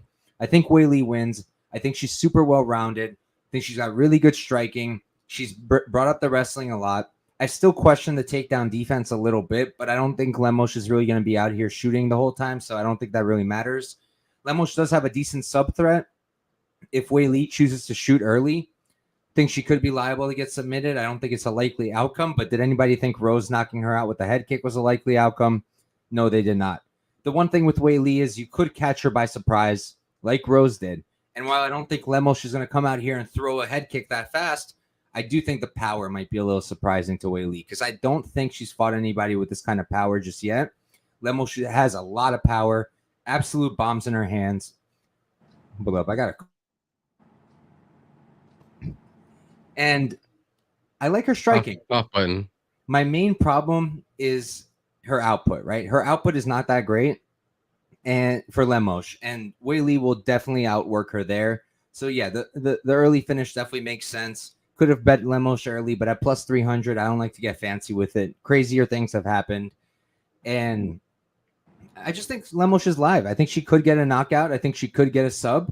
I think she's a very dangerous woman, but realistically, if she doesn't get that finish in round 1 or 2, Weili probably wins this. Like the Angela Hill Lemos fight, I had Angela Hill. And I'm still pissed because she was like plus 350, she won plus 400, and she won that damn fight. And it reminds me of when Angela Hill fought Claudia Gadelha. I had just been introduced into betting at that time. It was COVID, and I already liked the UFC, but my brother showed me betting and he showed me parlays. And he's like, pull up, let's make a parlay. And we're just putting stuff together. I didn't know anybody. He did, so I was just listening to him. And then I pulled up Reddit. And I went to the sports betting Reddit and I started looking at what people were betting. And I saw one guy one guy was on Landwehr against Darren Elkins as an underdog, which cashed. And then, so I suggested that one. And then another guy was on Angela Hill. And I was like, yo, put Angela Hill. And my brother's looking at the plus 300, plus 350. He's like, are you sure? I'm like, no, but put her. And man, we were so on track to cash that damn thing. And the judges said, not today. And then I got really into gambling. So that happened. But yeah, they get you. I won't keep talking. I think Weili is the side here. I think she's going to win. But at plus 300, I thought it was worth a shot on Lemos. So that's the play for me. And we can move on to our main event. Yeah, I'm going to say Weili too, but you can move on. Oh, I'm so sorry, John. No, you're good. You went first. No, you're good. No, you guys said everything that I was going to say. I like Weili a lot. I think Lemos is early. She has that like flash KO ability other in the first round. Other than that, Weili's going to take over and probably get a finish like in the 3rd or 4th round. That's what I think. Okay, Sean, I mean, I guess, but like Jessica Andrade has a good sub game, and Weili's not subbing a lot of people, but I guess I get what you're saying. She got 8 subs. She's got a decent armbar. It's live, but we can move on. We got our main event of the evening: Aljamain Sterling versus Sean O'Malley. Sterling 23-3-0, 34 years old, 5'7" with a 71-inch reach. On the other side, we got O'Malley 16-1-0. 6 years younger at 28. He's going to be 4 inches taller at 5'11" and have a 1-inch reach advantage. MMA lab for him, Sarah Longo for Sterling. But those guys have been moving around a lot too. We've seen them at Extreme Couture. I've seen their pictures at a few other gyms. I feel like randomly I'll be taping somebody, and then all of a sudden I'll see Sterling or Marab in the picture in a random camp, and I'm like, okay. I think Extreme Couture was the most recent one. I remember seeing pictures with them in JP Buys as well. So I'll start us off in JP Buys, right? That worked out great. But and I bet him too. Believe that? Should have talked to me, man. I'd talked you out of it. Everybody, tried, Don't let Tyler. We friends bet tried. JP buys. everybody tried, tried. Tyler. Everybody tried, but I don't listen because I like islands. I was on an island with Ludovic Klein. I like my islands, but they do sometimes hurt me. But in terms of this fight, I think Sterling wins. I've seen a lot of different crazy takes. To me, it's relatively binary. As boring as that is, I just think it is. I think that Sterling's wrestling is unlike anything O'Malley has seen to date. He just hasn't. I've seen some people saying, oh, this is just because O'Malley hasn't been really tested in the grappling recently. People don't realize he's gotten better. He's got good takedown defense. He hasn't fought anybody like Sterling. Hasn't fought anyone like him. It's not going to hold up. I really don't think so. The striking, I mean, it's clear. It's clear that the striking edge goes to O'Malley, and it's not quite close either, right? Very wide on the ground for Sterling, very wide advantage on the feet for O'Malley. But for me, in that kind of matchup, I'm going to prefer the wrestler. I do think he's going to get the takedown, Sterling. I think that even on the feet, like O'Malley will be cleaner, but Sterling's still going to be throwing. He's still going to bring it. He's got good output. I don't love his striking very much, but it works. It's serviceable and it's funky, right? Funk Master wasn't even on purpose, but it's funky and it's hard to know what he's doing next. I was listening to, I really like watching Santino DeFranco and Brandon Olivas. Sorry if I butchered your name, Brandon, but they were talking about this one and they were saying how, damn it, now I'm blanking. My mind just went blank. Blank. What was I saying right before? Remind me. Something about Brandon. Before that part, I remember that, Johnny. Oh, boom. Now my mind's blank. Yes. Santino DeFranco is the coach for Fight Ready, and he was with Cejudo when he fought Sterling, and he was saying on the way back, Cejudo was saying how he didn't expect Sterling to be that funky. Like he didn't expect him to be like so weird. And I get what he means. And he's just a very weird, funky striker. And it's not his thing. I also see a lot of people pointing out the Marlon Moraes knockout. Marlon Moraes has a lot of power. And while Sean O'Malley, and don't forget, guys, that was in 2019. It's not the show of Marlon Moraes that we've been watching now get knocked out by everybody. It was Marlon Moraes when he still had it. O'Malley, while he's got really good hands, I think his knockouts are mostly attritional or they come just from clean combinations. They're not coming from straight power. He's not one punch knocking out people. It comes from combinations. Either it's attritional because he's landing so much, or it's just a really clean combo that the guy didn't expect and he puts him out. He's super live to knock out Sterling. I'm not saying anything about that. I just think the problem is for him, he's not going to have too many opportunities because he's going to be grappled. And I do think Sterling will take his back.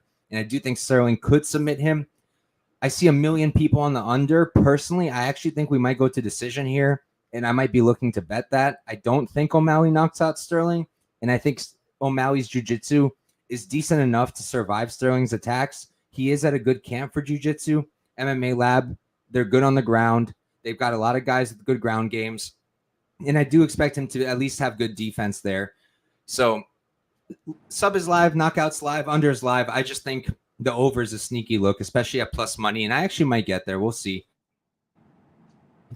But I played Sterling. I played him at minus 240. I put, I think, 2.4 or 2.5 units on it to win one.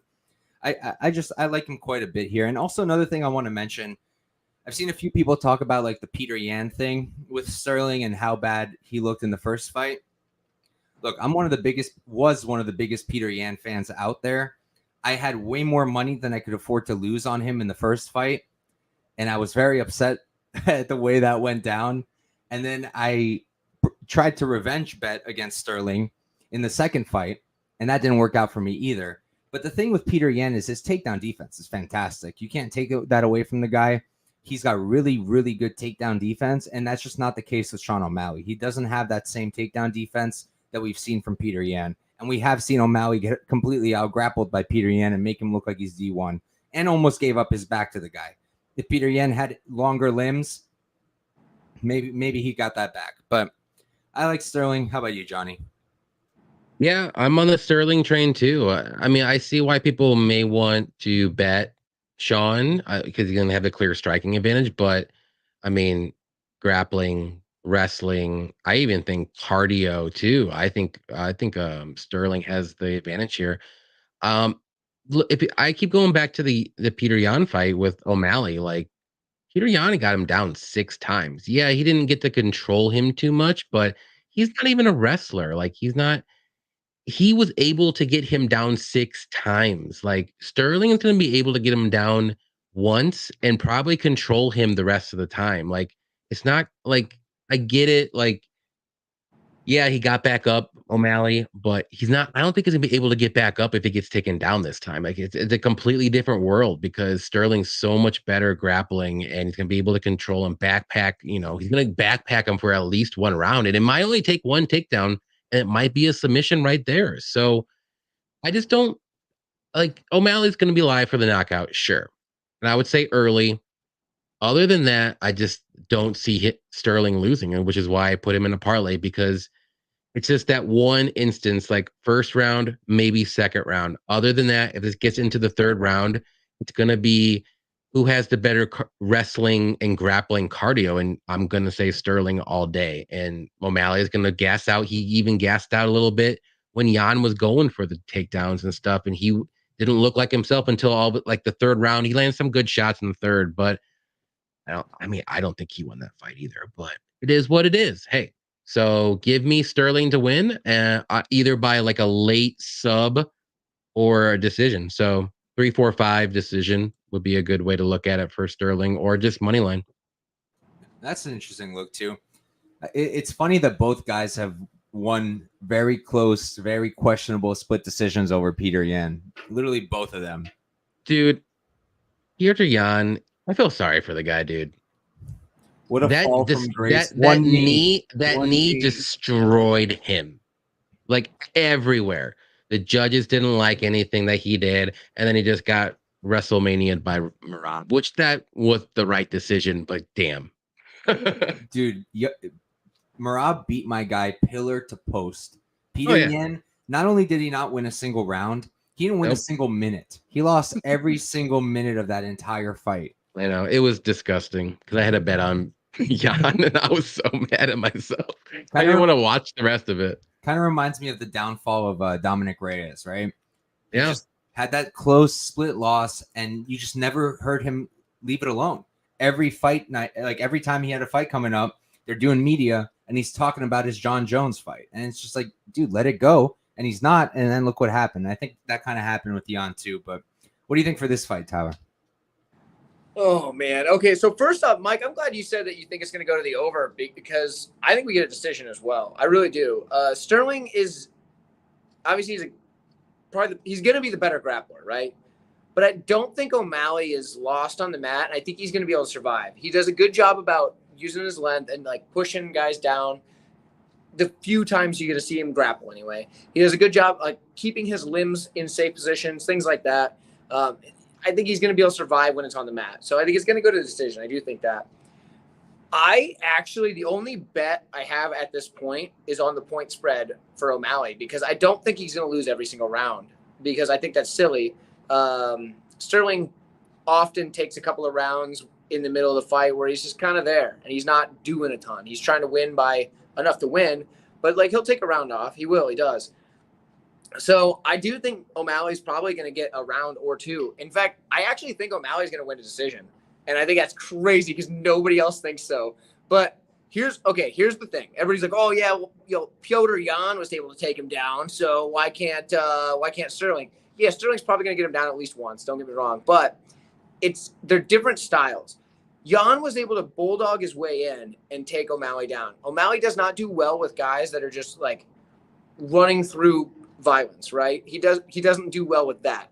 Like even when towards the end of the Moutinho fight, when Chris Moutinho was just like eating shots and coming through, he was able to land a couple because like no matter what O'Malley did, he couldn't slow him down no matter how hard he hit him or whatever. So like he doesn't do well with guys that are going to zombie through shots.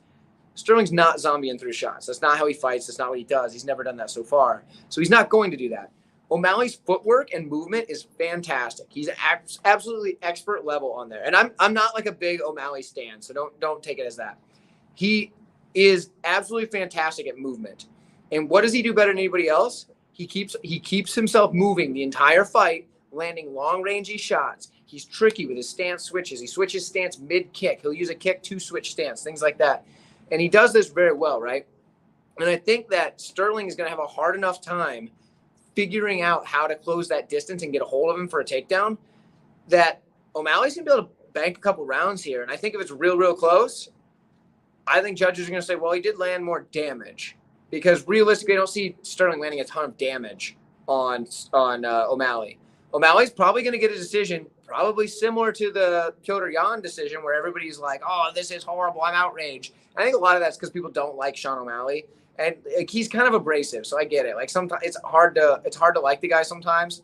He can be funny, but like a lot of the time he's kind of unlikable with the way he handles himself sometimes. You see that video of him ripping the bong, throwing it away, and then punching the moving thing? Yeah, like that kind of stuff. Like, you're like, come on, what are you doing? I love that. Like I thought it was funny. I mean, it's funny, but like, yeah, you're like, this guy's going to be a champion. Come on. But I think he's going to be able to get the decision. I think that's what's going to happen. I know a lot of people are probably going to be like outraged by it. And they're probably he lost that fight, just like they said against Piotr Jan. But I know that my bet on O'Malley in that fight cashed, so I'm cool with it. And I think he's going to win this one. But I do think the point spread is the way to play it. If I could get O'Malley by decision at like a ridiculous number, I'd probably throw a few bucks on it. But you made me look right away. It's plus 700 on Bet Online. That's not ridiculous enough for me. I need 1,000. Plus 900 on DraftKings. Okay, maybe I might play that. Oh wow, we're getting out of hand, huh? If we get plus 9, I'd play plus 900 might be playable. Dude, that's off. That's because I think O'Malley's he's going to get a decision because I think he's going to land more damage, and I think Sterling's going to have a harder time getting him to the mat than people think. O'Malley has such good footwork, and he's a freaking sniper. People don't understand how accurate this guy is. Like, he's not like landing the hardest shots, but when he hurts people, it's because he's accurate. I think he has like a 61% striking accuracy on significant strikes in the UFC. That's just UFC fights. That's not counting beating up regional guys. So in the UFC, 61%, not many people can land that, especially at the bantamweight division where people are throwing high volume. That's fantastic. I think Sterling's going to have a tough night at times, and I think he's going to win a couple rounds. Sterling is, and I think O'Malley's going to win a couple of rounds, and it's going to be real close. And I think O'Malley's going to get the nod on the scorecards. Well, do you want to get real crazy? What do you got? Sean O'Malley by split decision plus 2,800. Ooh, where do you see that? Close. DraftKings. You said close. Shoot. I did some line shopping just now. Best you can get on O'Malley's plus 900 by decision. Dude, I don't mind the plus 900 by decision. Like, that's like, I mean, that's not something you throw like a lot on, but say I throw like $20 on that. That'd feel pretty good if it hits. If it doesn't hit, like, I mean, Sterling to win by split decisions plus 900 too. I think O'Malley wins it if it's a split decision. O'Malley's taking it. Yeah, it's that's 2,800. Dude, classic I might play situation. that. I might play that. In order to use DraftKings, I have to drive across the state line, and it's worth it. I mean, I live in Omaha, so like we're right on the border of this, state. Not that you guys, Mike already told me he doesn't know geography, so that's fine. But I got to drive over into Iowa. I'm a New Yorker. DraftKings, but I'm definitely thinking it for 2,800. If you asked me to name all the states, I would circle New York. New York. Then I would circle the South. The South. I know what Florida and Texas are. I know California. And then the Lost Lands in the middle. Or Indiana. What about like pretty much everything else? You think you get those right? What did you say? What about Alaska and Hawaii? You think you get those two? I might mix them up, but probably at least know that they're not in the country. Mike's like, I know they're on the map. They're really close to each other. On the map, they're really close to each other. Down below. Yeah. Alaska's the one on bottom. Pretty sure Hawaii is on top. But yeah, so honestly, while you were saying all that, because I keep getting more and more talked onto anti-violence, because I was thinking it, and then you agreed with me. I just checked the alternate total on DraftKings. So I didn't even realize the total is set at 3.5, not 4.5, which was 4. Yeah, it went down. Which is pretty damn sick if you ask me. Plus 125 is already good there. But then for the 2.5, minus 140. That's pretty damn good. I think I'm just going to put a unit on that. I think that's what I'm going to do. That's not bad. I don't see an early finish. I really don't. Like I said before, O'Malley's not a power guy. He's a technique guy. And the 60% accuracy that Tyler was talking about, that's unheard of. Like, not just in the bantamweight division. That just doesn't really happen in general. Right. I don't know that a lot of people have those numbers, especially with more than like 1 or 2 fights, right? You'll see sometimes person has 1 or 2 fights, it's easy for the stats to be like that. But when you've got a bunch, that's no joke at all. So definitely, you got somebody with 100% accuracy because the first punch they threw landed, knocked somebody out or something like that. Yeah, but that's not when you've had as many fights as O'Malley has, especially when you fought guys like Petr Yan. And he has a 61% accuracy in his striking after fighting Petr Yan. That's pretty legit. Yeah, I mean, even though I thought Yan won, and I mean, like I said, I'm super biased. I used to love Yan. The fact that Yan had to wrestle and felt that he had to shoot so much tells you everything you need to know. Because people were calling Yan the best boxer in the UFC, and he was probably one of the better ones, but Sean made him a D1 wrestler. So, and the one other thing though too, like that I definitely want to hammer home, it's the style at which they're closing distance. Yan was able to get takedowns because he closes distance like a bulldog and just goes through, gets his tight guard and just goes through. Sterling doesn't do that. He's trying to shoot under things. He's going for your ankles, stuff like that. I don't see him being able to, like, O'Malley is rangy. I don't see him being able to just dive from range and get at the ankle of O'Malley. O'Malley's got good balance. He's got good range, and I don't think that's going to happen. I think he's constantly switching stances, making it hard to get to the legs.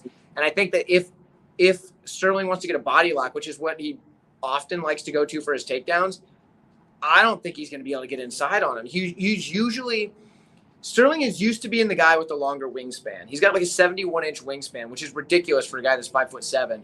But O'Malley he's got 72-inch wingspan, which, yeah, it's only an inch longer, but he's also way taller. So he's got that leg reach as well. I just don't see Sterling able to close that distance in the same way that Yan was, because I don't think he's going to be willing to go just to zombie forward or just put up the guard and just bulldog his way in. I could be totally wrong and he could get subbed in the first round. I've been wrong before. And I do hope that everybody, if I am wrong, please go to my video, comment on it, and tell me what an idiot I am, and let's help that algorithm. Right? Don't tell them to do that. I don't care. It helps the algorithm. Well, let's go. Here's the thing, too. Like, Sterling doesn't really finish anybody. Like, yeah, his last finish was against TJ Dillashaw, who had a bum shoulder. Yeah, that one doesn't even like, count. You know what I mean? Like, he's not finishing. And it was pretty impressive. Let's be real. True, but how long ago was that? 3 a while years, ago. But it's not like now Sterling's 39 years old. It's true. True. Still but competing at the highest I mean, Sean O'Malley technically has never been finished. Technically, except he got finished by Vera, but he definitely got finished by Vera. But it was by injury. It wasn't by like a submission or a knockout. It was. I mean, technically, it was a knockout, but you know what I mean. Like, it was something a little different. But yeah, the overs here, like, even like over, like you said, over 2.5. Fight to start round 3 in a parlay -190, not bad. I might do that. You know who the biggest winner is going to be if Sean O'Malley wins this fight? Cheeto. Rob. Oh, Cheeto, yeah. I was going to say me with my bet on the split decision prop here. Nah, it's going to be Cheeto, because Cheeto's going to get a title shot because it's beautiful. It's a beautiful setup. It sets up well. Yeah, you're right. But he has to win. He also has to beat Moody. Yeah, if he loses, that's gone. Well, here's the thing. Like, I was actually talking about it to some guys in the chat. I think if let's say O'Malley loses and Cheeto wins, it still sets up for a perfect rematch no matter what. Exactly, because then they can just do a number 1 contender fight. Yeah, and then it's gonna be Merab and Corey when they're both healthy, because they're both injured right now. Merab and then Umar fights the loser of O'Malley and Cheeto. Umar's champion next year. You heard it here first. Yeah, Umar's gonna. I'm sure he is. He beats all these guys. To step up. No problem. He needs to step up.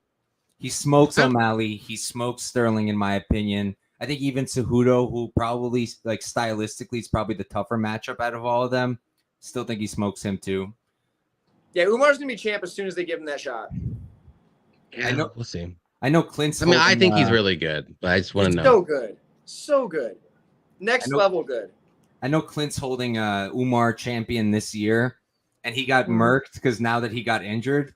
But for a second there, it was looking like that had a good chance, because the next title fight could be in December. Depends what happens Saturday night. So. Yeah, that's true. That ship sailed. So There you go, guys. That's 12 fights. That's UFC 292. We've got 20 live viewers in the chat, and it's 12:30 Eastern time. So appreciate all of you degenerates. You should probably go to sleep if you're over here in New York or in the East Coast, but still appreciate you staying up and watching us.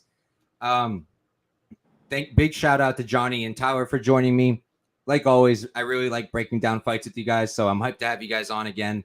We did Props to Consider, I think was our last show with the three of us. We did, yeah. So good to run it back. And I'll pass the mic to my guests in a sec. I'll go first, though, in terms of what I got going on this week. I broke down UFC yesterday by myself. If for some reason this wasn't enough for you and you want to hear my voice even more, run that back. Earlier tonight, I did a Dana White's Contender Series Week 3 breakdown with my guy Wiz. It's our new show. We're doing them super early. We're the first show on, I'm pretty sure, on YouTube that's doing Contender Series, dropping them on Wednesdays. I did pretty good this past week, almost 4 units profit. Knock on wood, hoping to keep it going. Tomorrow, Prop Talk, as always, on Twitter Spaces, me and MMA Propaholic, my co-host. And that's going to be it from me. I'm going to do my YouTube shorts probably tomorrow. Going to do a write-up, drop it probably Friday. And that's all I got going. Johnny, thanks again for coming on, brother. Why don't you plug yourself real quick? Yeah, thanks for having me, Couch Warrior. Anytime, let me know. I'm Johnny K Picks. You can find me on Instagram, YouTube, Twitter at Johnny K Picks. I do my breakdowns on Sundays or Monday nights. Also, tomorrow, me and Blood Money MMA Bets, Cody will be going live for our live show on Thursday nights. Also, we do our live shows on Saturday before the fights, usually 2 hours right before the fight. So definitely check us out then. Like and subscribe, and see you then. Hope you have fun. Good luck on your bets. Real quick, JJ actually reminded me, PFL, I'm going to be there doing media on Friday. So watch out for my Twitter, and I'm going to hopefully drop some stuff on my YouTube from the press conferences after the post fights. And I'll be dropping my usual. Last year, I also did media. I just posted a bunch of pictures, videos, kept everybody updated. Going to do that again. Can't bet because I'm going and doing media, so we're not allowed to. So I'm not doing any breakdown videos or anything like that or betting anything, but look out for that on my stuff. But Tyler, thank you, brother. You know. As always, in your dope-ass gym that looks like a green screen. What you got going on this week, brother? Yeah, so this week everything's out. So I got my my UFC breakdown out. That's what we got. I don't do any live streams on my own typically. At some point I will, but I have to be at the gym to use the Wi-Fi here because for those of you who don't know, I live in a bunker, and if you live in a bunker, the Wi-Fi usually sucks, and that's what the case is. So I have to be at the gym, and like I'm already at the gym like 70 hours a week, so it's a lot. This week's even more. So I haven't done any yet, but soon, once I'm fully staffed at the gym, everything's good. It's hard to hire people. You know how it goes. Anyway, you can find me at 138MMA on Twitter. You can find me on YouTube. You can find me on patreon.com/138MMA where you can get all the best stuff, all that good stuff. But real quick, Dana White's Contender Series, I'll be breaking them down. I've been doing it for a while now. It's always a good time. Those videos will be out probably Sunday, maybe Monday at the latest, but probably Sunday this week. I used to put them out earlier, but the problem is nobody watches them right away and they wait until right before the fights. And then YouTube says, oh, nobody wants to watch this. And then they don't show the videos to anybody. So it hurts the channel. So I don't put them out until later. So there's that. So sorry, you guys have to wait because nobody wants to watch them early enough, but they're coming out. All that stuff's coming out. It'll be early next week. But yeah, that's the gist of it. Dana White's Contender Series, Bellator, and UFC is what you'll find on my channel. There you go. Hell yeah. All right, guys. Thank you once again. Peace out. Good luck this weekend. Let's get it. Let's bankrupt the bookies.